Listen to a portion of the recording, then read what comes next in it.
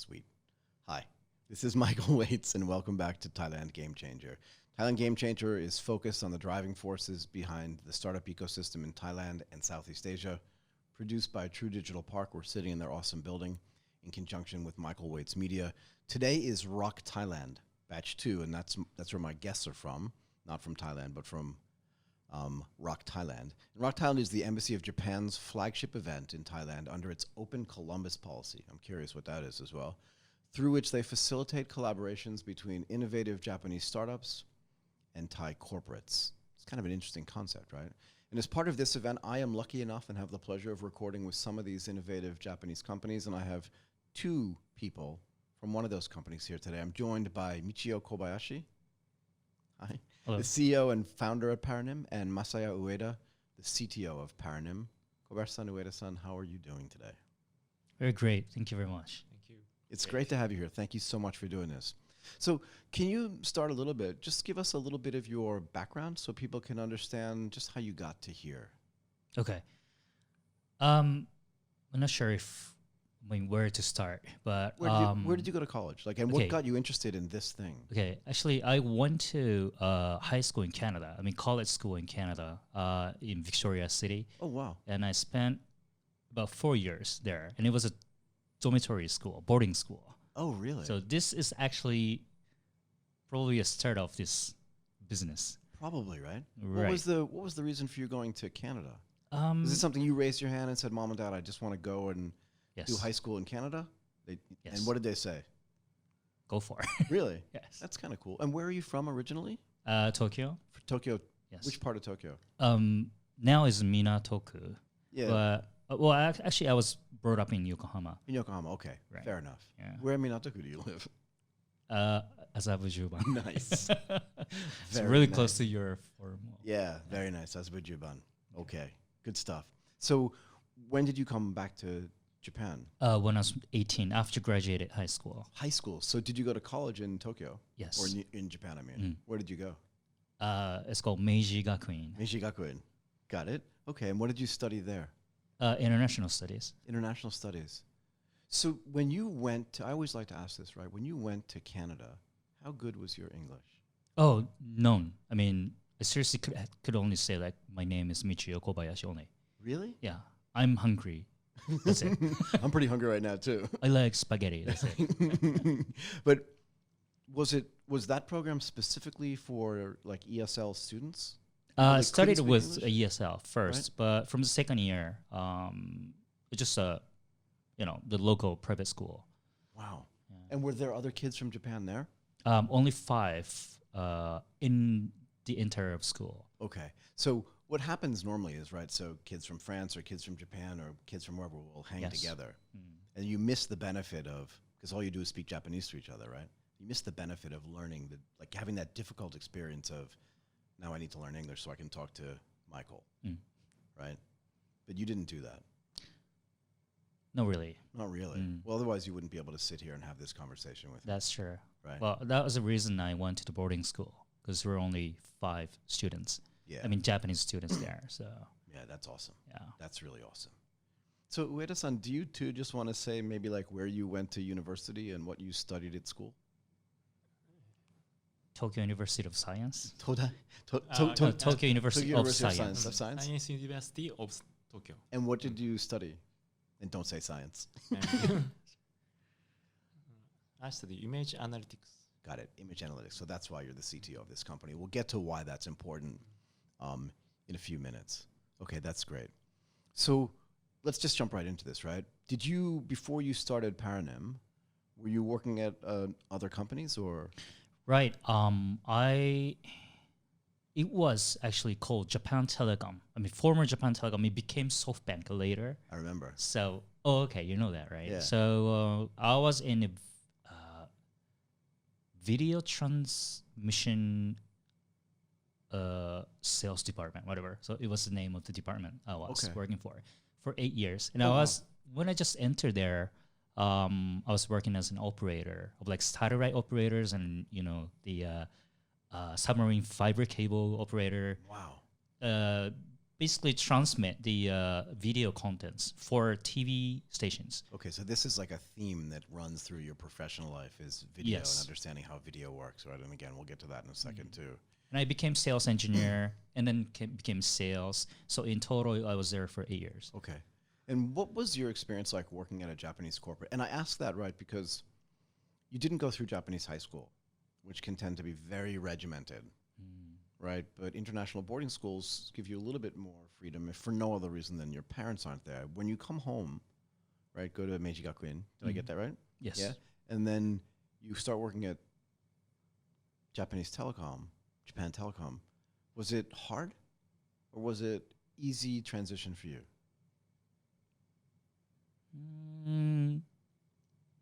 I don't know if it was because of Japanese corporate, Right. but it was really difficult at the very beginning. Yeah. You think it was just general corporate life is just hard? Yes. Yeah, fair enough. I think when we just turned to SoftBank, because SoftBank purchased I remember. Japan Telecom. Right. I think 1 or 2 years after SoftBank acquired Japan Telecom, they love culture and society, not a society, sorry, a culture and habits, Right. it changed. And it was really actually good for us to work. So it was better than it Especially was. for the young people. Right. They're energetic, Right. a little strong wills people. Right. It was a really good environment there. So what, if it was getting better, right, what was the reason that you said, I'm going to leave and start my own company? Oh, okay. And did you leave directly from SoftBank into Paronym? Actually, I spent 10 months in a different company. Which one was that? It's this French company. Got it, okay. French cosmetic company. Got it. Okay, that's cool. Yeah. Okay. But what made you decide I just need to start my own company? Oh, because I just wanted to do the business which I'm doing right now. Right.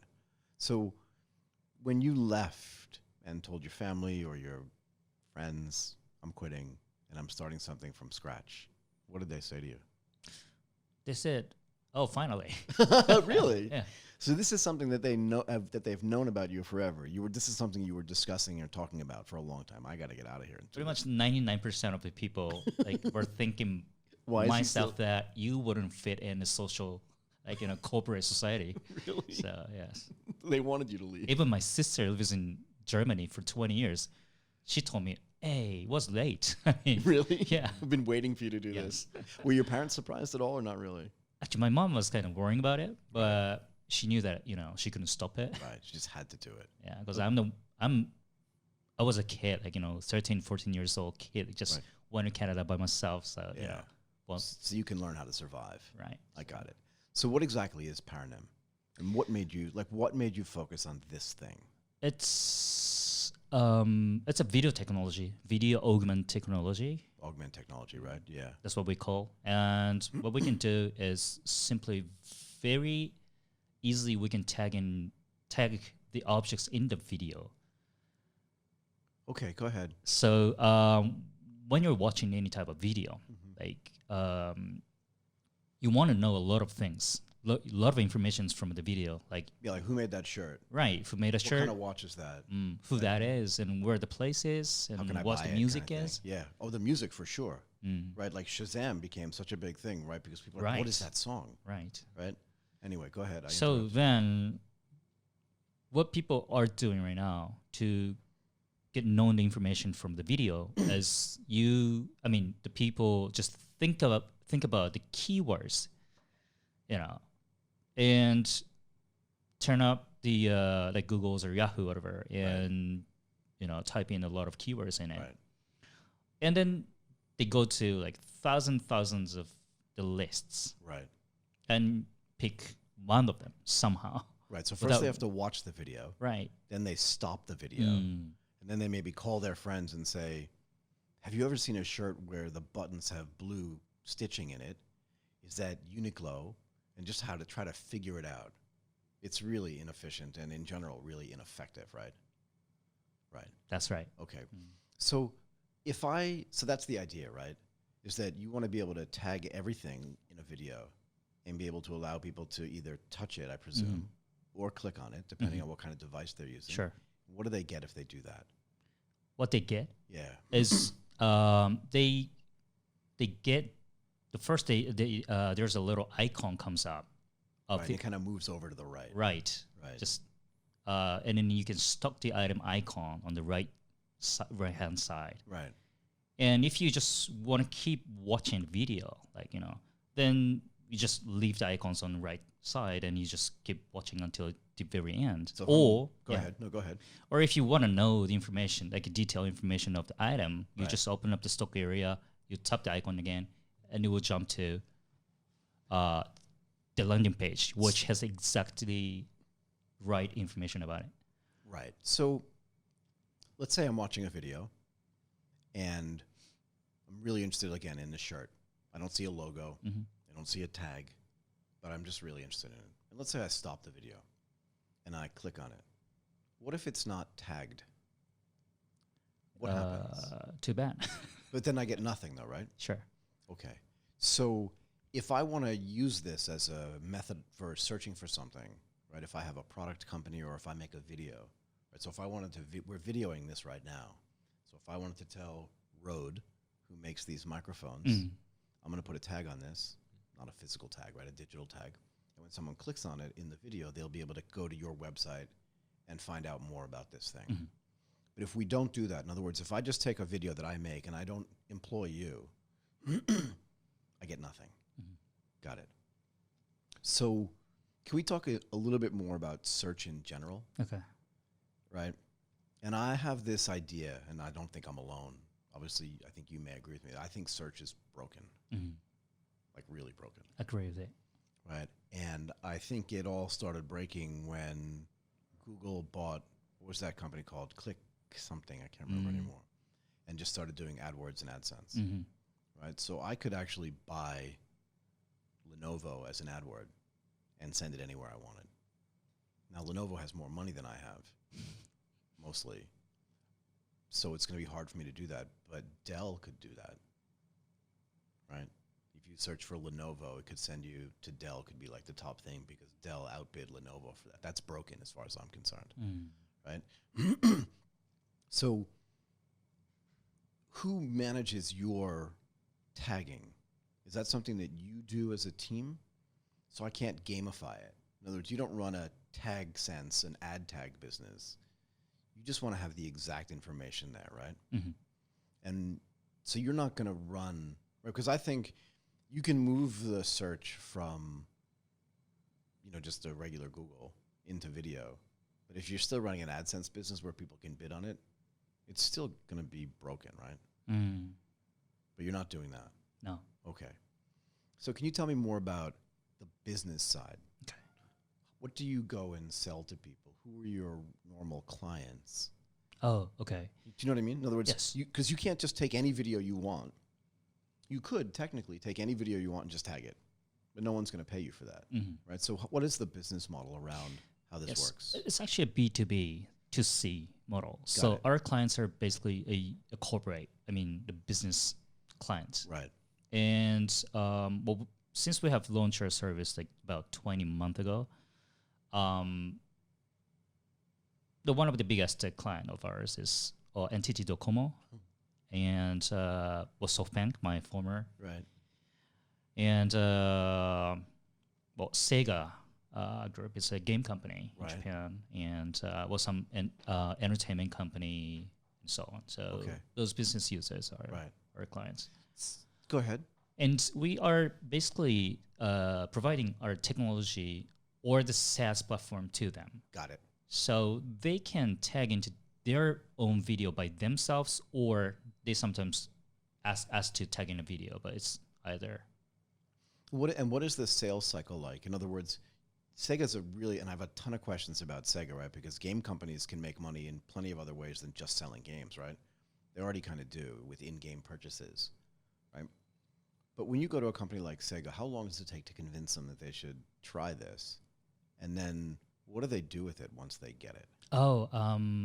How they're going to use our technology is for their new kind of media application next year. Go ahead. Launching. So I can't really tell a detail about it. But, Okay.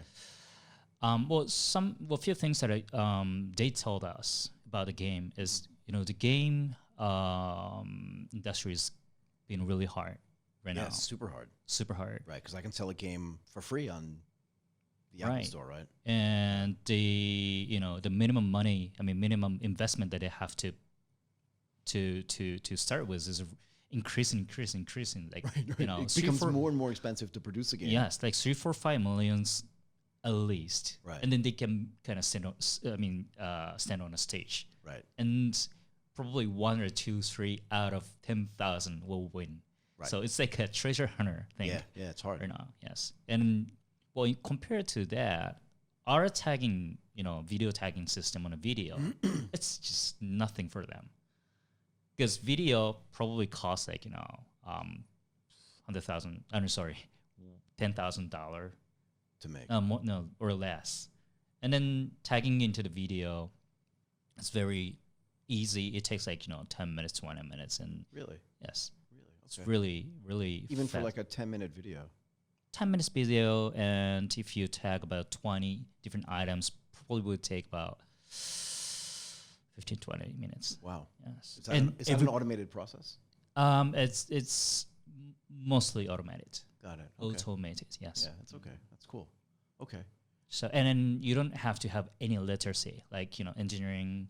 You don't have to be an engineer. You don't have to know any like IT literacy stuff. Like even elementary school kid can do it in like 10, 20 minutes. So there's an affiliate model at its basis level, right? In other words, if I wanted to, like I said, I have iPhones in here.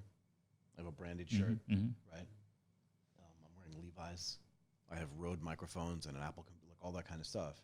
I could literally SaaS to you, tag all my things, and then run an affiliate program that if somebody clicked on it and it went through to Amazon or whatever, I could get sales. Are people using it like that as well? Okay. I mean, we're only open to the B client, so we don't provide this service to consumer side. So Right, I understand. yeah, but I'm too small is what you're saying. It's okay. It's funny. right. Yeah. Okay. That's really interesting. And Docomo's a client as well. Are they also an investor? Yes, they are. Oh, Docomo Ventures is the Ventures. investors. Yes. Right. Yeah. Are they still in Arc Hills? Yes, they are. Yes. You know everything. 31st floor? 31st, yes. I don't even remember. But I do. Yes, they I've are. been in their office. Well, Japan Post and Docomo are the leads Right. investors. That's awesome. Yeah, but Japan Post should be a massive investor in startup companies, shouldn't they? They are. Anyway, yes. yeah. They're big. So how is business? You said you launched 2 years ago, 20 months ago. 20 months ago, excuse me. How is it? Do people understand the product? Do they know how it's different? And do they see results? Yes, I mean, it's very easy to understand, Right. well, touch the video and you can get information immediately. Right. And wow, it's great. But the hard thing is that they cannot really imagine like how they can use for themselves. Right. Hey, like what kind of video that they should make, and Right, like, right. which kind of products they should tag, or the appropriate the video length, the time length, or Right. well, whatever. So it's difficult, but Go ahead. But shouldn't companies like Dentsu yes, they're really want to use this? yes. Some of the division of Dentsu are supporting us to sell this products. Right. They should sell through for you. They should be one of your sales agents because they can easily is the wrong word, but they could try to sell this to their clients, right? Like, we're going to make a video for you anyway, and we can have products inside the video that we're not even talking about, but that are your products. And people can click on them. Right. It's just sales turbocharged, it sounds like to me. Right. Right. And the very beneficial point of our product is that because like we're turning into like 5G era and stuff, Right. and like a lot of people are starting to acquire the information through the video, not from the text and pictures, right? Right. So then, kind of like corporates, I mean, companies are kind of forced to create a video for each products Right. that they want to show to the consumers. Right. So one video for one product costs too much. Right. That was my point, right? Exactly. You can have 5 products in there. Right. So just one video cost, and then you just tag 20 different products in one video. Right. That'll be very cost effective. So Very. Right. So I wonder what that means for the ad business. Mm. Mm. what Oh, I that's mean? what you were talking about. I'm always trying to think like, what's the ancillary impact? In other words, what's the effect of this? Because in the old days, if I had to make one video for every product, then I can charge, I'm making up a number, right? $10,000, 20 products, $200,000. Mm. But if I can put 20 products in one video, I can still probably only charge $10,000 got for it. it. Maybe 20, Yes. right? Now what happens to the ad business? It just makes me think about that. And it's not Right. really a question for you. It's more just like a thought about what is the impact that technology has on existing businesses, even though you're not trying to disintermediate them. Yeah. Right. So, and your question was the outputs or results, Right. in analytics. Right. From the beginning of this year, 2019, till end of July, I think, Right. the average click-through rate, what we call the jump rate, but anyways, it's actually calculated the number of the jump into the landing page divided by number of unique PV. Right. It was about 44%. That's high. So it's really high. Yeah. But one thing is it's in total of the multiple products in one video. I understand. So if the average was about 13 items in one video. Okay. In total, 44%. Okay. But still quite high. Yeah, I mean that can definitely be sold to corporates. And also the video completion rate, the average was 51%. Why do you think? Do you think that's because people are waiting to see more products?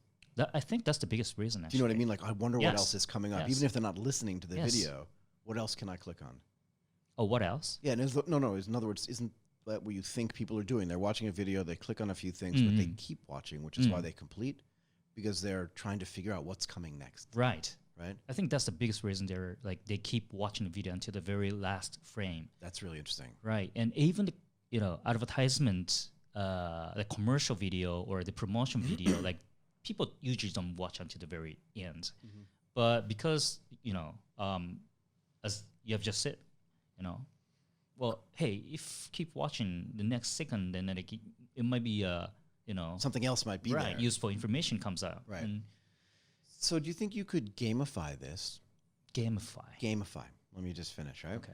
So let's say I'm watching a video, and instead of the advertising saying something like, buy the new Toyota Camry, it's got the best ride and good fuel mileage and all this other stuff, you just say, somewhere in the last 40 seconds of this video is a discount for something.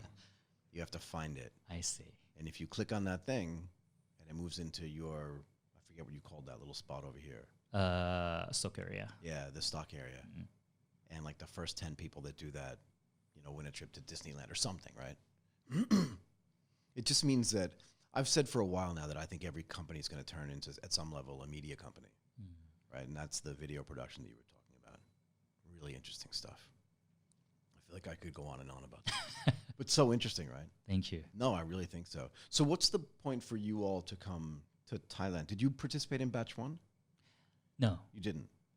We just had a introduced by Japanese embassy. Okay.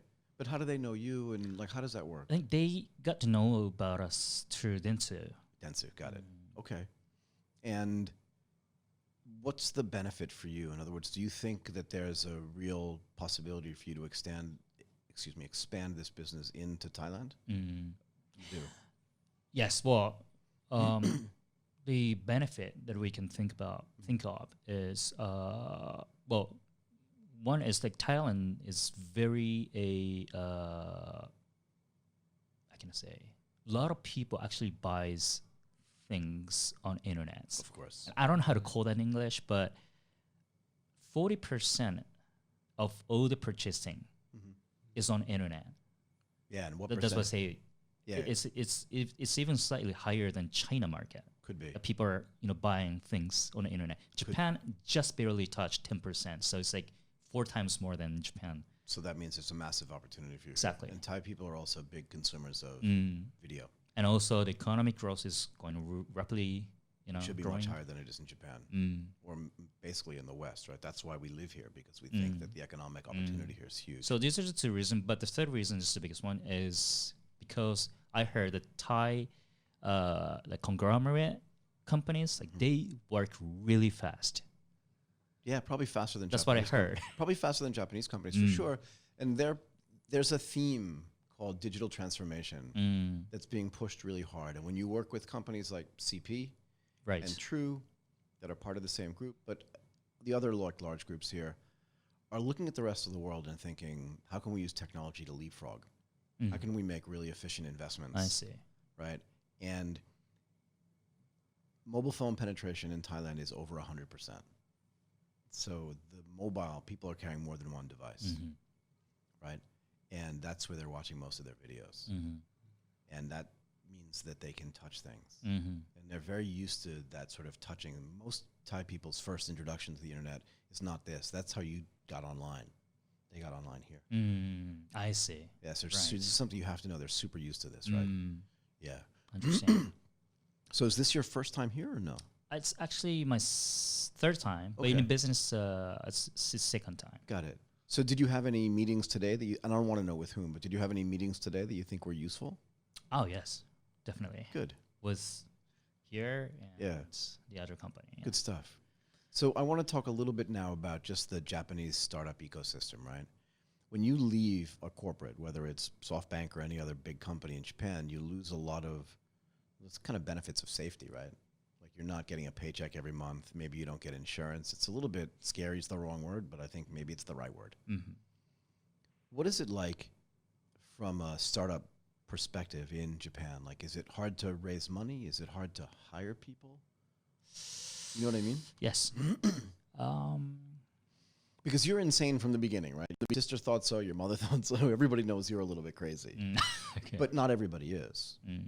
So when you go to hire people, a good percentage of those people are going to have jobs at like, you know, Dentsu or at SoftBank or wherever, and you're going to have to convince them to leave. Is that hard? I think so. Yes. Yeah. It's hard, and I don't know, like recent few years, it's been kind of changing A little but bit, though, before that, I was like, you know, we had no really good attributes Right. to you know get out of a company. Like just It's so hard, right? don't know where we are and not supported by and not secured by anything. Yeah, you just feel unconnected, right? And how about the capital raising? Is it hard to raise money? I mean, honestly speaking, our company, like Paronym, I think it did really well. So we didn't really, you know, have had a hard time. Good. But in general, yes, Right. it's really hard to raise money Yeah. in Japan. Okay. And and also like open innovation. This typical words is kind of like killing us as well. What does that mean? Open innovation. Well, From your I don't know if it's perspective. in Japanese made English or not, but open innovation basically means that the big enterprise company works with the startup company Right. together. Right. So they want the fast move and the kind of fascinating idea, Right. edged idea, whatever. Right.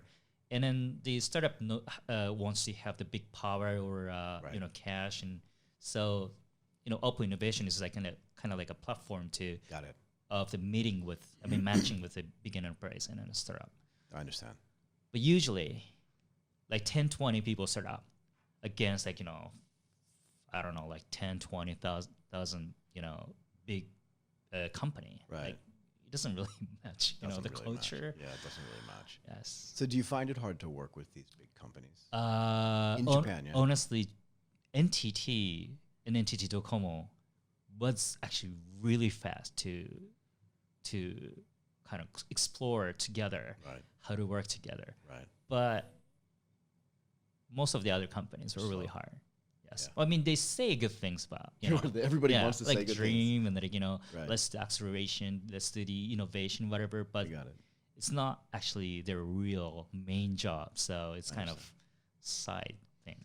So I want to finish with a little bit about talking about expanding into Thailand. Let's say Yes. you have some great conversations here and some of the companies are very interested in using your technology. Does that mean you open a branch in Thailand? Does that mean you, like, how do you see that working? The biggest purpose that we came here is to find a business partner. So, for example, like a media platform will be one of the best ideal company to work with. Media platform. Okay. Media platform, yes, like YouTube, or Right, I understand. like Netflix and Amazon Prime, like Right. And so, I mean, if they allow us to incorporate our technology into their platform, Got it. they can just tag in a video which they have already, Right. and the users or viewers, like audience, they just touch the video and then they go to the commerce page or the maps or the music platform, whatever. Got it. That's one of the way to work together. Okay. Or yes, like JV or the subsidiary here, it's one of the possibility. So like they own the business, you kind of license them or kind of give them the technology and you figure out some way to split revenues and stuff like that. Interesting model. And not just specific thing though. Like we have just launched TIG Live, so you can basically TIG the video through the live streaming. So how does that work though? Like what does that mean? Because remember you said it normally takes about 20 minutes to tag a video already been produced. It's totally different system. Tell me, this is really interesting. Oh, you don't want to say yet? It's like image recognition thing. Right. Okay.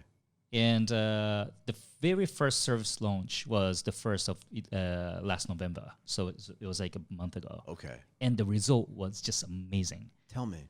96.2% was the storage. I don't know how to say it in English, but storage consumption rate. Storage. So if they moved something over there, 96% of the time they tapped on it. If they had 1,000 items to sell, right. 962 items were sold on. immediately, instantly, and each item's conversion rate was 31%, or 31%. So that's for streaming video. Yes, that's got to be really complicated technology. It is, but we have only done once, so it doesn't tell you a lot. But still, 31% conversion per each item. Right. That was a shock, actually. What's normal conversion rate? Do you know for e-commerce? 2% less. Well, normal. Yeah. Like 1%. 1%. Yeah, 1 or 2%. I would think it's less. And TIG, I don't know. Well, a few percent to up to 8-9%. Right. So, the live was the appropriate contents. Live contents makes a huge, selling power. Wow. That's what we kind of realized. Got it. So, and again, Thailand, has a big live streaming trends as well. So, and then also we're, just turning into a 5G era, which allows us to distribute live, more comfortable. Seamlessly with no lag time and no latency and no nothing, right? It should be beautiful. Right. Okay. Wow. I feel like there's a lot more to talk about. Thank you. You have to come back. Anytime. Thank you very much. So I just want to thank Michio Kobayashi, CEO at Paronym, and Masaya Ueda, the CTO of Paronym, for coming in and doing this. I really appreciate your time. Thank you very much for the opportunity. Thank you. Maybe come back next week. Let's do it. 1 second. Okay.